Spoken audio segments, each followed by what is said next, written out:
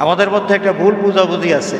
সেটা কি, যে তওবা করা এটা জানি মৌতের সময়ের কাজ, মৃত্যুর সময় আসলেই তখনই মনে হয় তওবা করা লাগে। কিন্তু না, আমাদের নবী করিম সাল্লাল্লাহু আলাইহি ওয়াসাল্লাম প্রত্যেক দিন এক রিওয়ায়াতের মধ্যে এসেছে ৭০ বার আল্লাহর কাছে তওবা করতেন, আরেক রিওয়ায়াতের মধ্যে এসেছে ১০০ বার। নবীজি নিজে জানিয়ে দিয়েছেন যে আমি প্রতিদিন ১০০ বার আল্লাহর কাছে তওবা করি, মাফ চাই। আল্লাহর নবী সাল্লাল্লাহু আলাইহি ওয়াসাল্লাম নিষ্পাপ নাকি নবীর জীবনে গুনাহ আছে? নবী যে প্রত্যেকদিন ১০০ বার তওবা করতেন, কি প্রত্যেকদিন ১০০টা কবিরা গুনাহ করতেন আর ১০০ বার তওবা করতেন নাকি?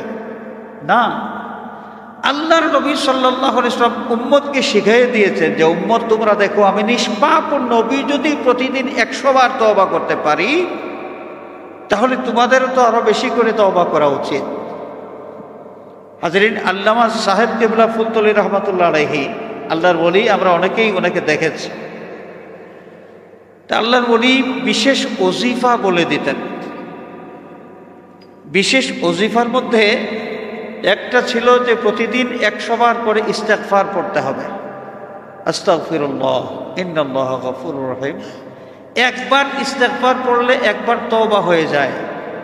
প্রতিদিন ১০০ বার ইস্তেগফার পড়লে ১০০ বার তওবা হয়ে যাবে।